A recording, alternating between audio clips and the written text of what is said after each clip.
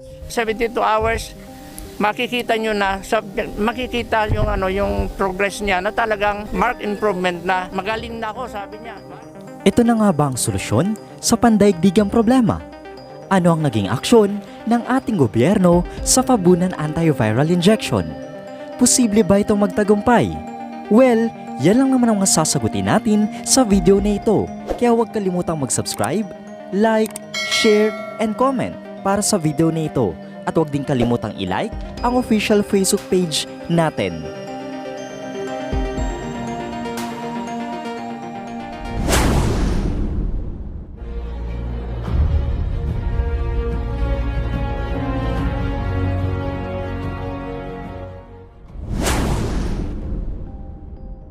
Dahil sa patuloy pa din ang paglala ng sakit na ito, ay marami na sa atin ang unti-unting nawawalan na pag-asa. At umaasa na lamang na maglalabas ng isang anunsyo ang World Health Organization na may vaccine o gamot na para sa sakit na ito. May mga naglipa ng mga balita na may mga bansa di umano na nakagawa na ng gamot, gaya ng Japan. Ngunit hanggang sa ngayon ay wala pa rin itong kumpirmasyon. Kamakailan lang, may isang napakagandang balita ang kumakalat sa social media kung sana'y may isang controversial na gamot na kung tawagin ay FAI o Fabunan Antiviral Injection ang di umano'y nakapagpagaling ng isang COVID patient gamit lamang ito. Ito ay sa pangunguna ni Dr. Ruben Garcia Fabunan. Marahil ay isa ka sa natuwa dahil tila ito nang pupuksa sa mapaminsalang sakit na dinadanas ng ating mundo. Ngunit ito ay hinarang ng FDA dahil kailangan daw nito ng masusing pag-aaral at pagsusuri para ito ay ganap na maaprubahan. Alam mo ba na ang Fabunan antiviral injection pala na ito ay mahigit 30 years nang ginagamit upang makapagpagaling ng mga sakit tulad ng dengue, HIV or AIDS, chikungunya at kagat ng aso o ahas. Marahil tama rin naman ang naging aksyon ng FDA na paihinto muna ito dahil sa hindi pa clinically tested ang FAI.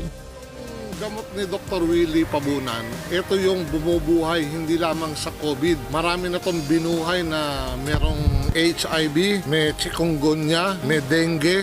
At dahil sa marina ipinaglalaban ni Willie Espiritu, ang tagapagsalita ng Fabunan Family of Doctors sa Zambales, ang naturang gamot ay nakarating ng balitang ito sa Malacanang at direktang nalaman ito ng ating Pangulong Duterte.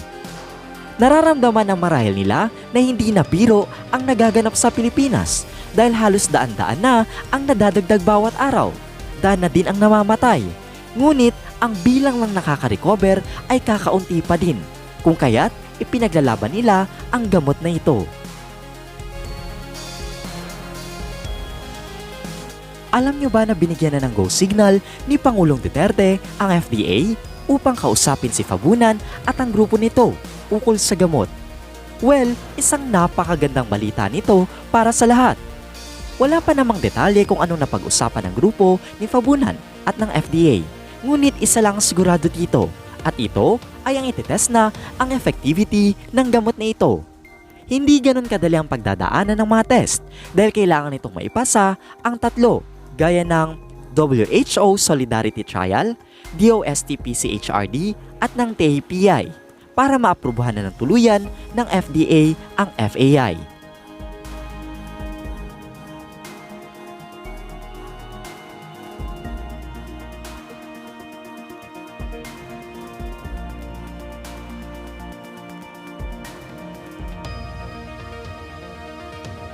Alam mo bang napakaraming mga tao na ang patuloy na sinusuportahan ang FAI?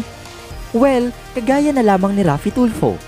Ipinangako niya sa isang interview na isa siya sa tutulong upang masapabilis ang gagawing pagsusuri sa FAI.